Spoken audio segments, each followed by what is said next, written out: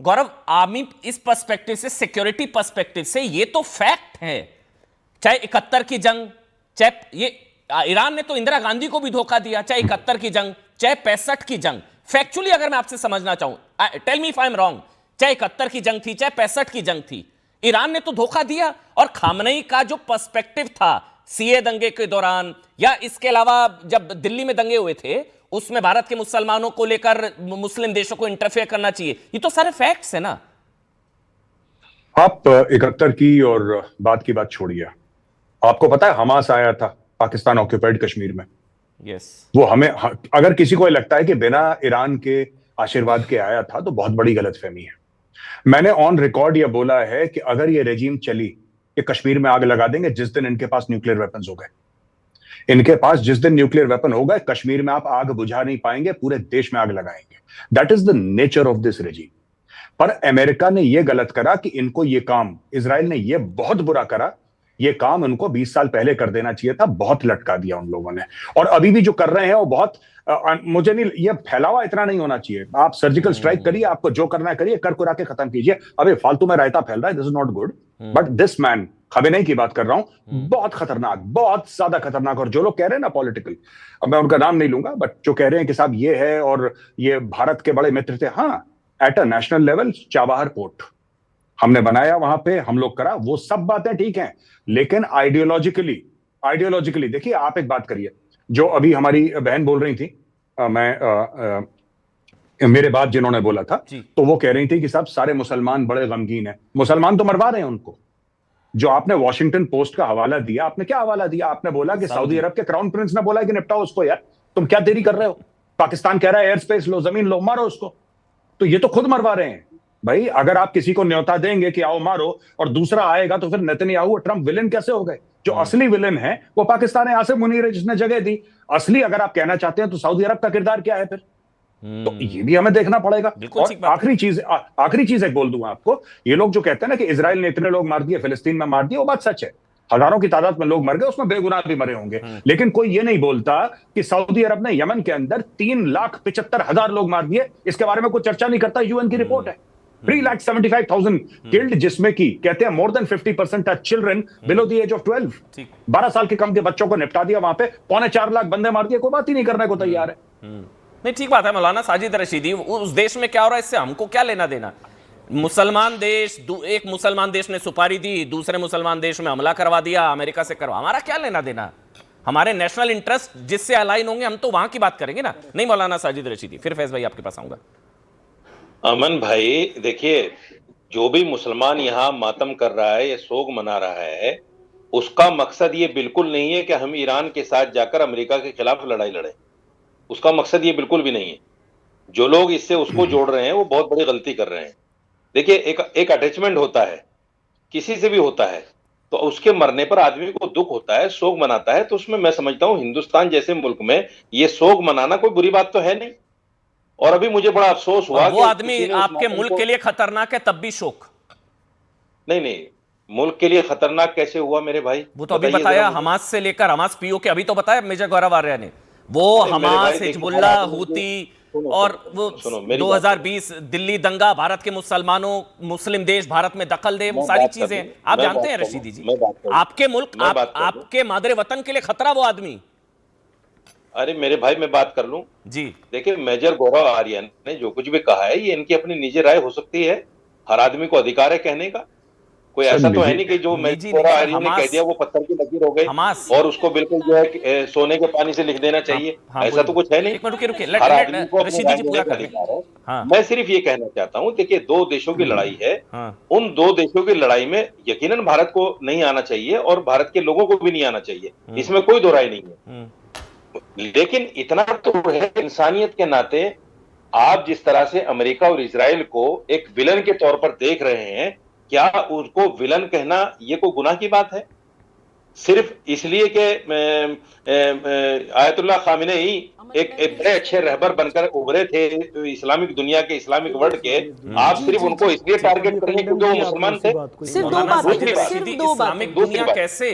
मुस्लिम देशों ने मरवाया, मुस्लिम देशों ने मरवाया उसको, सऊदी ने सुपारी दी, वो मुस्लिम देश, ये एक मुसलमान देश दूसरे मुसलमान देश पर हमला कर रहा है तो नहीं, अरे आप फैक्चुअली गलत बोल रहे हैं मौलाना जी। अच्छा ठीक है, आप मेरी बात से कभी इत्तेफाक किया आपने? अरे तो आप भारत की बात करिए ना, भारत के लिए अच्छी खबर तो बता दो भाई, वो भारत का सबसे बड़ा करते ही नहीं भाई, भारत के लिए खतरा है वो आदमी मारा है ना। और आप जितने भी सुनो, आप क्या जितने भी एंकर हैं, हमारी बात से तो कोई भी इत्तेफाक नहीं करता और हमें इसका दुख भी नहीं है, कोई करे ना करे। सारे लोग तो मोदी जी के भी मुवाफिक नहीं है और सारे लोग तो ट्रंप के भी मुवाफिक नहीं है। टॉपिक पे आ जाते हैं, टॉपिक पे। इसमें कोई बुरा मानने बुरा कहना है, सुनो मेरी बात, मैं पूरी कर दूं। हाँ चलिए, 30 सेकंड प्लीज बोलिए, कंप्लीट करिए। मैं पूरी कर लूं। अभी जो बात चलकर आई कि साहब मुसलमान को मार रहा है, आपको उस वक्त की बात याद नहीं होगी जब आईसिस को इजराइल ने तैयार किया, अबू बकर बगदादी को, और अल्लाह अकबर कहकर उसने गले काटे। आप लोगों ने कभी भी नहीं कहा कि इजराइल ये बुरा कर रहा है। फलस्तीन में जो कुछ इजराइल ने किया, इजराइल ने आईएसआईएस तैयार किया, इजराइल ने आईएसआईएस तैयार किया। अबू बकर जो बगदादी था, वो इलियाड शमून उसका नाम था, बाकायदा उसको तैयार किया आईसिस को, और उसने सिर्फ और सिर्फ मुसलमानों को काटा। बताइए किसी हिंदू पर हमला किया हो आईसिस ने? किसी और गैर आदमी पर हमला किया हो?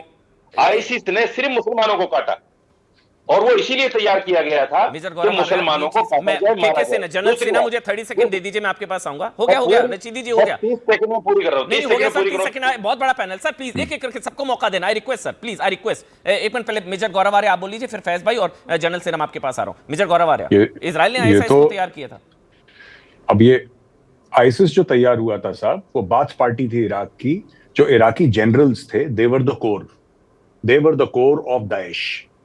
वहां से वो फैला। इसकी शुरुआत इराक से हुई थी। और मैं आपको एक और बात बता दूं कि भारत के लिए क्यों खमैनी बहुत खतरनाक था। इसलिए खतरनाक था, जो केरला से मुस्लिम युवक जाते थे वो सीरिया से जाते थे, तुर्की जाते थे, तुर्की से सीरिया जाते थे, और सीरिया में उनको तैयार करते थे ईरानी सिक्योरिटी एजेंसीज वहां पे थी, ईरान के बेसिस थे, जो कि अहमद अल शरा के आने से फिर वहां से हटे। तो आपके बच्चों को, जो मासूम बच्चों को पकड़ पकड़ के आईसिस का टेररिस्ट बनाया गया। ये काम भी खमैनी साहब के आशीर्वाद से हुआ है। देखिए एक चीज है भाई, मजहबी तौर पर मातम बनाया जा सकता है, लेकिन जब वो आदमी भारत के लिए खतरनाक है तो फिर क्या?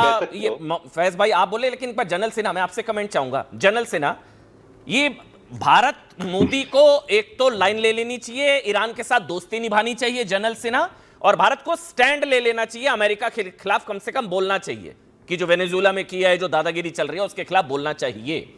ईरान के साथ दोस्ती निभानी चाहिए मोदी जी को। General Sinha. Thank you Aman ji, 15-20 minute के बाद समय देने के लिए। शायद आप डिबेट अपने लेवल पे ही रखना चाहते हैं। हाँ, एक थ्योरी। अच्छा, आपके सवाल का जवाब देता हूँ।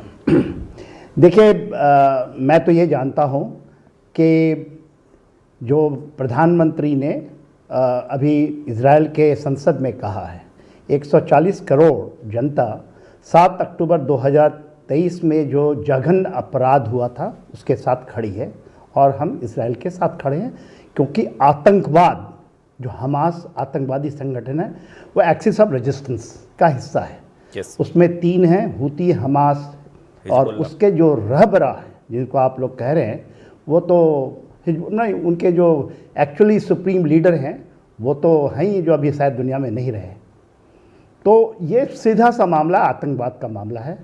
आतंकवाद के, और एब्सोल्युटली क्लियरिटी है, नेशनल इंटरेस्ट इसी में आता है। इसके अलावा ये कर देना, वो कर देना, ये चीज़ें नहीं हैं। ये मुझे बताइए, कराची के कॉन्सुलेट में कुछ लोग गए थे और वहाँ पर गोली से भून दिया गया। नाम तो ले लिया अमेरिकन मेरीन का, किया तो है पाकिस्तान के लोगों ने, एक आवाज़ नहीं आई भारत के।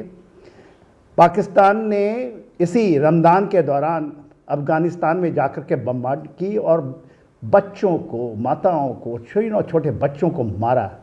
Absolutely not a military target. एक आवाज़ नहीं उठाया। चैनल में बैठे हुए काफ़ी लोग हैं जो कि अभी साइड लेना चाहते हैं। आप ये बताइए, 2016 में हमारे प्रधानमंत्री गए थे, ईरान गए थे, कुरान भेंट किया था अयतुल्लाह अल खमेनी को, और दोस्त कहा था। दोस्त का मतलब होता है, मगर वहाँ से लौटे नहीं। और उन्होंने पहले उन्होंने बाबरी मस्जिद में की थी। बाबरी मस्जिद के समय जब हुआ था तो उसकी पहले की बात, तब भी गए थे। कश्मीर को बोल दिया ये डिस्प्यूटेड एरिया है, एंड दैट शुड, ये पाकिस्तान का हिस्सा है, बाबरी मस्जिद, कश्मीर।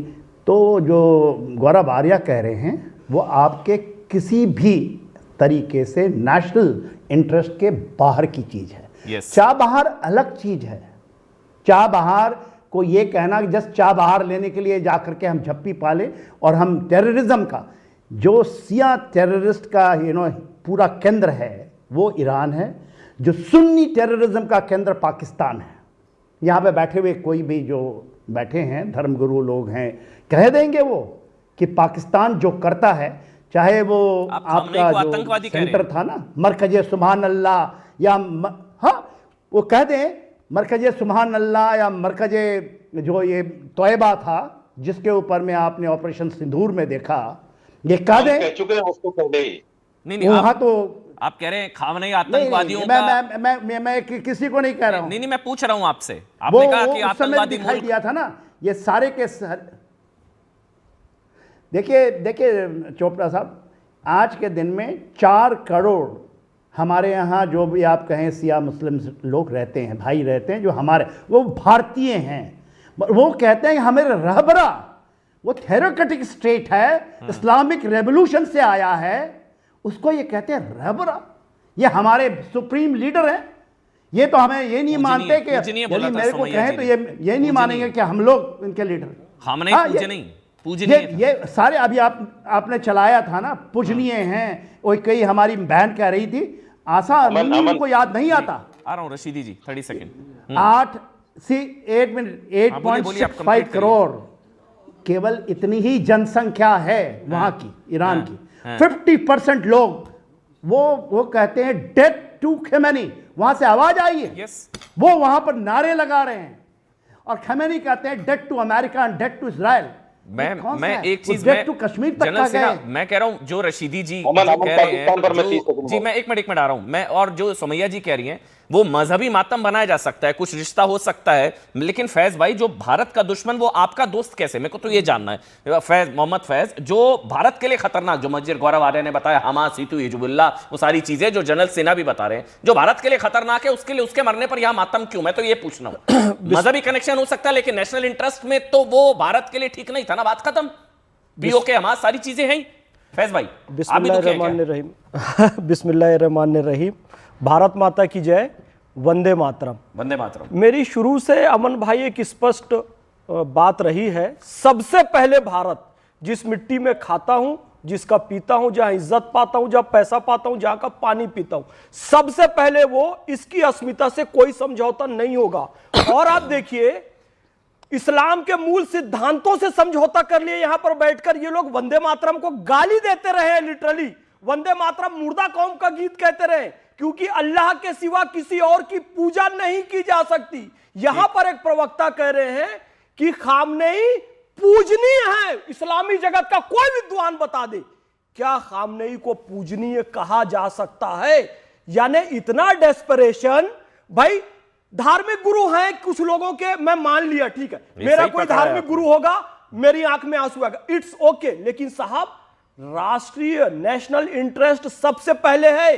गम मनाते मनाते कुछ ऐसा ना कर दे कि फिर से मुसलमानों की साख पर बट्टा लग जाए। लेकिन गम मनाने से जो सुमैया जी कह रही है ठीक तो कह रही हैं, क्या गम मनाने से कैसे रोक सकते हैं भाई? नहीं रोक सकते। दुखी हैं, आहत हैं, क्या कैसे रोक सकते हैं? अरे मैं कह रहा हूं गम मनाए, दुखी है।